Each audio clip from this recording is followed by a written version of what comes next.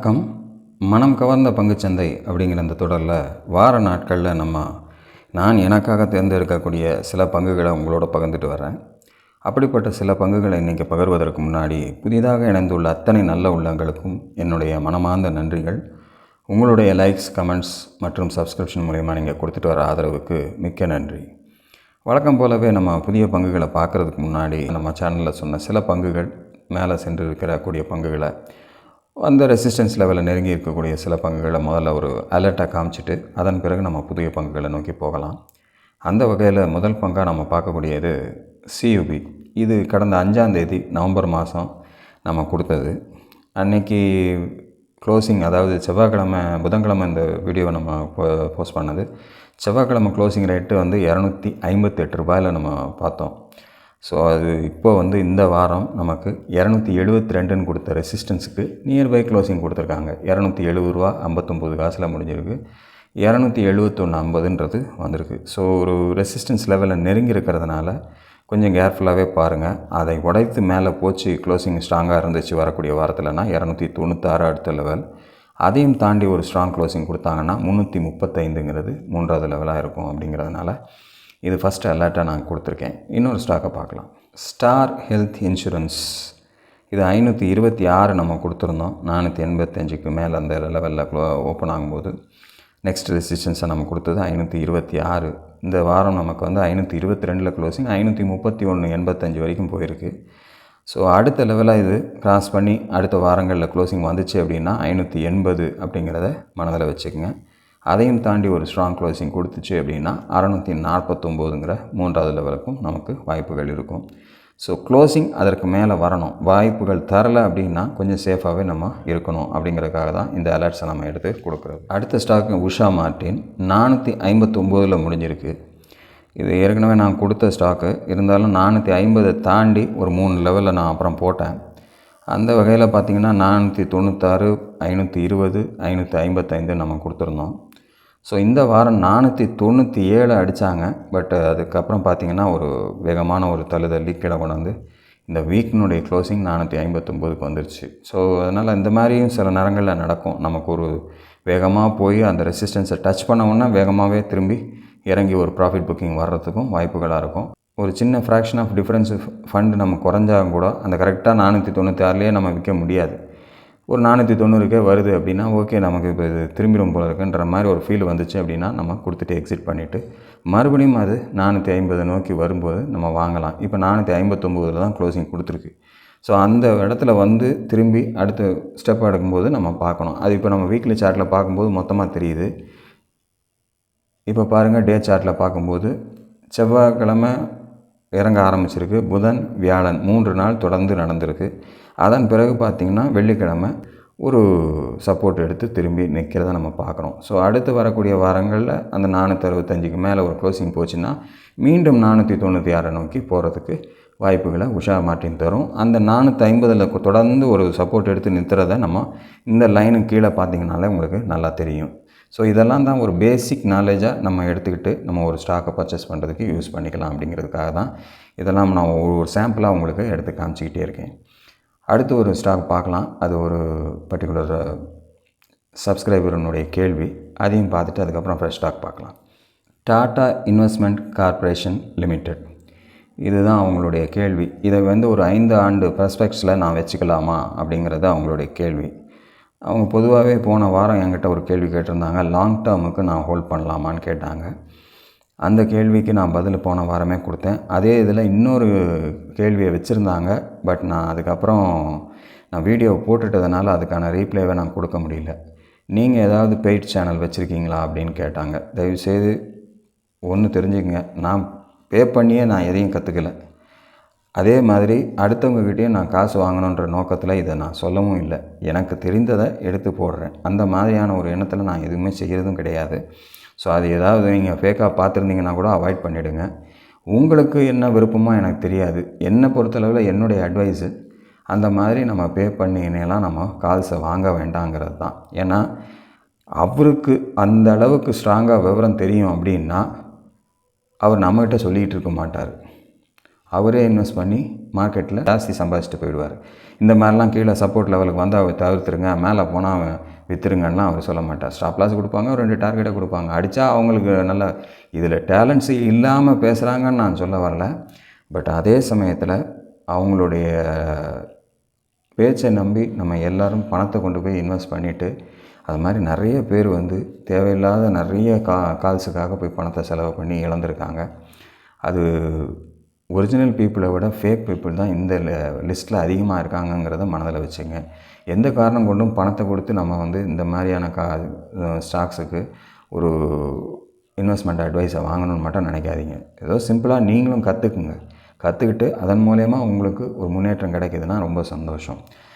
So இது என்னுடைய சின்ன விளக்கம் அந்த பர்டிகுலர் கேள்விக்காகவும். அதே பர்டிகுலர் பர்சன் தான் இந்த டாட்டா இன்வெஸ்ட்டை ஒரு 5 இயர்ஸ் ஹோல்டு பண்ணுறதா இருந்தால் இதை இப்போ இன்வெஸ்ட் பண்ணலாமா அப்படின்னு கேட்குறாங்க.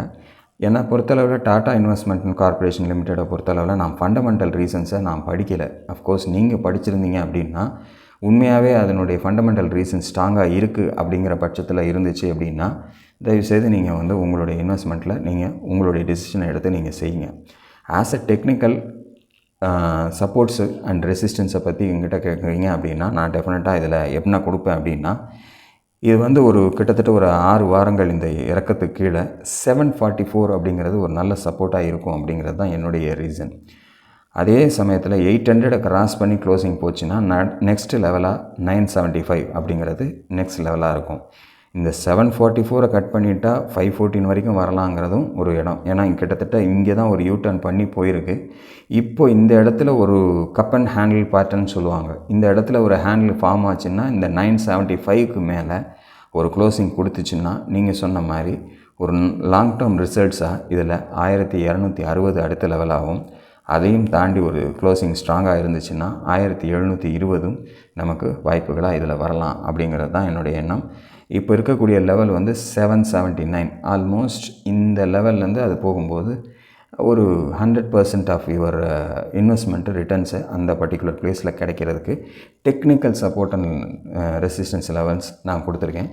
ஸோ இதையும் நீங்கள் பேசிக்காக ஃபாலோ பண்ணி கூட உங்களுடைய இன்வெஸ்ட்மெண்ட்டை பார்ட் பை பார்ட்டாக இறங்க வாங்கலாம். பட் 514 கீழே it may be very risky அப்படிங்கிற மாதிரியான ஒரு கண்டிஷன் தான் டெக்னிக்கலாக எனக்கு தெரிஞ்சு இப்போதைக்கு இருக்குது அப்படிங்கிறத நீங்கள் பார்க்கும்போது தெரியும். அந்த பார்டரில் கீழே எவ்வளோ தூரம் பேஸில் அந்த இடத்துல நின்றுருக்குன்ட்டு. ஸோ 744 இப்போ கரண்ட் சிச்சுவேஷனுக்கு ஒரு நல்ல ஒரு சப்போர்ட்டாக இருக்கும் அப்படிங்கிறதுனால நீங்கள் அதை பேஸ் பண்ணி எடுத்துக்கங்க அப்படிங்கிறது தான் பர்டிகுலர் அந்த சப்ஸ்கிரைபருக்கு நான் கொடுக்கக்கூடிய என்னுடைய டெக்னிக்கல் வியூ. நீங்கள் ஆராய்ந்து பாருங்கள். உங்களுக்கு திருப்திகரமாக இருந்தால் மட்டும் இதில் உங்களுடைய முதலீட்டை கொண்டு போங்க. இனி இந்த வாரத்துக்கான புதிய பங்குகள் என்னென்னன்றதை பார்த்துடலாமா? இந்த வாரத்துக்கான முதல் பங்கு ஸ்விக்கி லிமிடெட் 393 முடிச்சிருக்காங்க. ஸோ வீக்லி சார்ட்டில் தான் நம்ம இப்போ அதை பார்த்துட்ருக்கோம். இதில் ஏற்கனவே நான் கொடுத்தது தான் இந்த 457ங்கிற ஃபஸ்ட் லெவலில். ஸோ அந்த இடத்த டச் பண்ணி அடுத்த வாரமே ஒரு ப்ராஃபிட் புக்கிங்லாம் திரும்பி வந்துருச்சு. ஸோ அதுக்கப்புறமா மறுபடியும் போய் அந்த 457 டச் பண்ணி அதை தாண்ட முடியாமல் தான் இப்போ கீழே வந்திருக்காங்க. ஆல்மோஸ்ட் 373ன்ற இடத்துல 377 வரைக்கும் இந்த வாரத்தினுடைய லோ வந்திருக்கு. ஸோ அந்த இடத்துல வரும்போதே ஒரு சப்போர்ட் எடுத்து மறுபடியும் திரும்பி தான் 393 முடிச்சிருக்காங்க. ஸோ இங்கேருந்து இந்த வாரத்தினுடைய உச்சங்களை தாண்டும் போது மறுபடியும் அந்த 457 நோக்கி போகலாம். ஒருவேளை போன ஒரு சில வாரங்களுக்கு முன்னாடி கடக்க முடியாத அந்த லெவலை கடந்துச்சு அப்படின்னா 457 கடந்துச்சு அப்படின்னா 495 அடுத்த லெவலாக இருக்கும். அதை தாண்டி அடுத்து ஒரு ஸ்ட்ராங் க்ளோசிங் கொடுத்தாங்கன்னா 548ங்கிற நெக்ஸ்ட் லெவலுக்கு போகிறதுக்கான வாய்ப்புகள் இருக்கும். ஸோ நமக்கு கடக்கணும், ஒவ்வொரு ரெசிஸ்டன்ஸ் லெவலையும் கடக்க அடுத்த லெவல்ஸு நமக்கு பாயிண்ட்ஸாக இருக்கும். அதில் கூட என்னென்னா பாதி லெவலுக்கு போகும்போது அந்த கம்பெனியில் ஏதாவது ஒரு ரிசல்ட் சம்மந்தமோ இல்லை ஏதோ ஒரு ஆர்டர் கிடச்சிருக்கு, கிடைக்கல, வந்தது போயிடுச்சு, இப்படி பாசிட்டிவ் நெகட்டிவ் நியூஸஸ் வரும்போது அதற்கான சென்டிமெண்ட் ரியாக்ஷன்ஸ் இடையில வரலாம். அப்படி வரும்போது கூட டேர்ன் ஆகிறதுக்கு சான்சஸ் இருக்குது. ஸோ ரெண்டையுமே நம்ம பார்த்துக்கணும். நம்ம ஃபண்டமெண்டலையும் ஒரு பக்கம் நம்ம கண்ணில் வச்சுக்கணும். ஒரு கொஞ்சம் ஸ்ட்ராங் இன்வெஸ்ட்மெண்ட்ஸாக இருந்துச்சு அப்படின்னா அது மேலே எப்போவுமே ஒரு கண் வச்சு நம்ம பண்ணுறது நல்லது.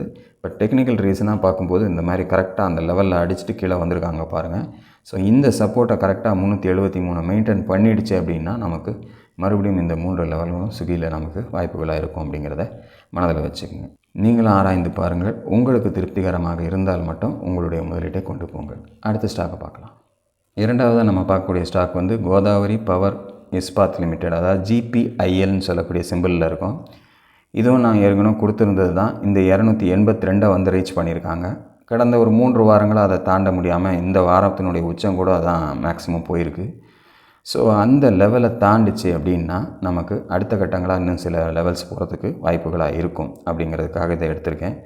ஸோ அப்படி ஒரு வேளை 282க்கு மேலே இதனுடைய க்ளோசிங் வச்சுச்சு அப்படின்னா நமக்கு 318 அப்படிங்கிறது அடுத்த லெவலாக நமக்கு கிடைக்கும். அதையும் தாண்டி ஒரு ஸ்ட்ராங் க்ளோசிங் கொடுத்தாங்க அப்படின்னா 359ங்கிறது அடுத்த லெவலாக நமக்கு அமையும்.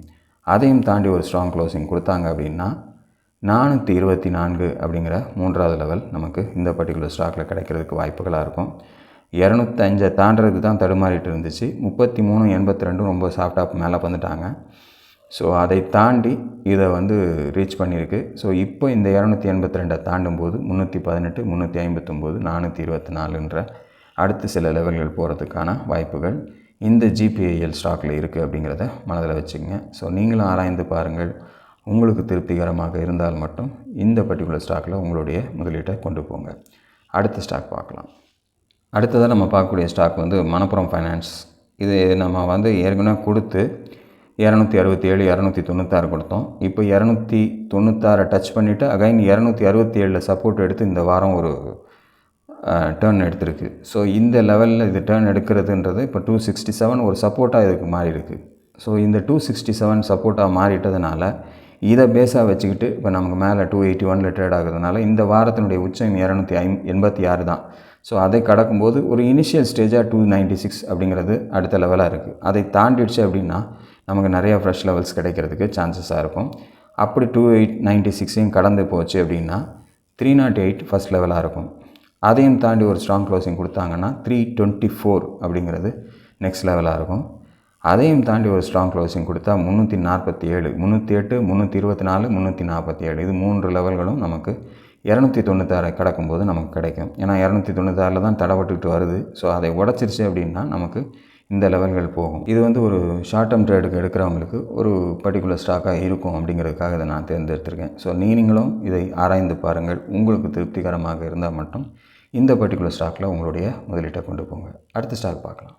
RVNL 321 க்ளோசிங் 302 வரும்போது ஒரு நல்ல ஒரு சப்போர்ட் எடுத்து டேர்ன் ஆகிறத நம்ம RVNL பார்க்கும்போது தெரியுது. ஸோ அந்த வகையில் 302 கிட்ட வந்து தான் கிட்டத்தட்ட நெருங்கி வந்திருக்கு. இப்போ 321 தான் ட்ரேட் ஆகுது. ரொம்ப பெரிய டிஃப்ரென்ஸ் இல்லாமல் தான் ட்ரேட் ஆகுது. ஸோ இந்த வாரத்தினுடைய ஹையை பேசிக்காக திரும்பிச்சுன்னா, ஏன்னா இந்த வாரம் அதனுடைய ரிசல்ட்ஸும் வந்திருக்கிறதுனால அடுத்த வாரம் அதை பேஸ் பண்ணி 325 கட் பண்ணி போக ஆரம்பிச்சதுன்னா நமக்கு 381 அப்படிங்கிற லெவல் வரைக்கும் அடுத்த கட்டமாக போகலாம் அப்படிங்கிறதுக்காக இதை தேர்ந்தெடுத்திருக்கேன். ஸோ இதில் வந்து இன்னும் அடுத்த லெவலாக 381 கட் பண்ணிச்சு அப்படின்னா 431 அப்படிங்கிற லெவலுக்கு போகலாம். அதையும் தாண்டி ஒரு ஸ்ட்ராங் க்ளோசிங் கொடுத்துச்சுன்னா 473 அப்படிங்கிற ஒரு லெவலுக்கும் இது போகிறதுக்கான வாய்ப்புகளாக இருக்கும். அந்த 302ல் எப்படி வந்து தடுப்பு வந்து கரெக்டாக நிறுத்தி அந்த இடத்துலேருந்து திரும்பி மேலே போயிருக்கு அப்படிங்கிறத நம்ம பார்க்கும்போது தெரியும். அதே மாதிரி 381 கிராஸ் ஆச்சுன்னா நமக்கு எப்படி மேலே அடுத்தடுத்து 431, 473 அதாவது 381க்கு மேலே 431, 473 வந்து வாய்ப்புகளாக வந்திருக்கும் அப்படிங்கிறத பார்க்கும்போது தெரியும். ஸோ அதெல்லாம் மறுபடியும் ஒரு வாய்ப்புகள் தரணும் அப்படின்னா இந்த 302 கீழே கட் பண்ணாமல் இருக்கிற வரைக்கும் நமக்கு மறுபடியும் இது மேல் நோக்கி செல்கிறதுக்கு இது ஒரு நல்ல பாட்டம் ஃபிஷிங்காக இருக்கும் அப்படிங்கிறதுக்காக இந்த பர்டிகுலர் ஸ்டாக்கை நான் எடுத்து வச்சுருக்கேன். நீங்களும் இதை ஆராய்ந்து பாருங்கள். உங்களுக்கு திருப்திகரமாக இருந்தால் மட்டும் உங்களுடைய முதலீட்டை இந்த பர்டிகுலர் ஸ்டாக்ஸில் கொண்டு போகிறதுக்கு இது உதவியாக இருக்கும் அப்படிங்கிறதுக்காக நான் எடுத்து காமிச்சிருக்கேன். அடுத்த ஸ்டாக் பார்க்கலாம். GMR airports limited. GMR airport அப்படின்னு சொல்லக்கூடிய இந்த பர்டிகுலர் ஸ்டாக்கு இது கிட்டத்தட்ட 103 வரைக்கும் 104 வரைக்கும் போயிட்டு அங்கேருந்து மறுபடியும் 75க்கு கீழே போய் இப்போ திரும்பி மறுபடியும் அந்த 100 நெருங்குது. இந்த வாரத்தினுடைய உச்சம் 99.19 காசு. ஸோ நம்ம ஏற்கனவே 101 கொடுத்துருந்தோம். இப்போ இந்த 101 தாண்டுறதுக்கான வாய்ப்புகள் இருக்குது. இங்கேயே 95லேயே நீங்கள் வாங்குறீங்கன்னா 91க்கு கீழே ஒரு தடையாக தான் நம்ம பார்க்கணும். பட் ஒரு அப் ட்ரெண்ட் இப்போ பர்டிகுலராக இந்த ஸ்டாக்கில் இருந்துக்கிட்டு இருக்கிறதுனால 101 தாண்டி ஒரு ஸ்ட்ராங் க்ளோசிங் கொடுத்துச்சு அப்படின்னா நமக்கு அடுத்தபடியாக 126 அப்படிங்கிற அடுத்த லெவலில் நோக்கி போகிறதுக்கான வாய்ப்புகள் இருக்குது. அதையும் தாண்டி ஒரு ஸ்ட்ராங் க்ளோசிங் கொடுத்தாங்க அப்படின்னா 139, அதையும் தாண்டி ஒரு ஸ்ட்ராங் க்ளோசிங் கொடுத்தாங்கன்னா 162 அப்படிங்கிற அடுத்த லெவலுக்கு போகிறதுக்கான வாய்ப்புகள் இருக்கும். ஏன்னா இந்த 101 கடக்காத இருக்கிறத நீங்கள் பார்த்தீங்கன்னா தெரியும். கிட்டத்தட்ட இந்த 75 101 தான் ரொம்ப நாளாக மிதந்துக்கிட்டு இருக்கிற இடம். ஸோ அதை விட்டு வெளியில் ஏறுறதுக்கான வாய்ப்புகளை இப்போ வரக்கூடிய காலகட்டங்களில் சந்தர்ப்பம் தருதான்னு பார்க்கணும். ஸோ இப்போ ரிசல்ட் வந்திருக்கிறதுனால அதனுடைய இம்பேக்டாக கூட ஏறிக்கிட்டு இருக்கலாம். ஸோ உடைச்சது அப்படின்னா நமக்கு ஒரு ஃப்ரெஷ் லெவல்ஸ் தர்றதுக்கான வாய்ப்புகள் இந்த பர்டிகுலர் ஸ்டாக்கில் இருக்கும் அப்படிங்கிறதுனால இதை எடுத்து போட்டிருக்கேன். ஸோ நீங்களும் ஆராய்ந்து பாருங்கள். உங்களுக்கு திருப்திகரமாக இருந்தால் மட்டும் உங்களுடைய முதலீட்டுகளை கொண்டு போங்கள். நானும் ஒரு முதலீட்டாளர் தான். எனக்கு நான் தேர்ந்தெடுத்து எப்படி நான் உங்களுக்கு இது மாதிரி வாய்ப்புகள் இதில் இருக்குன்றதை காட்டுறணும். அது மாதிரி நீங்களும் அந்த வாய்ப்புகளை தேடி பாருங்கள். ஒவ்வொரு வகையில் நமக்கு நல்ல வாய்ப்புகள் கிடச்சி நம்ம செய்ய ஆரம்பித்து நம்ம பழகிட்டோம் அப்படின்னா யாருடைய உதவியுமே நமக்கு தேவைப்படாது. தொடர்ந்து வரக்கூடிய வாரம் எனக்கு சந்தர்ப்பங்கள் கிடைக்கும்போது மீண்டும் உங்களோடு இணைகிறேன். அதுவரையில் நன்றி, வணக்கம்.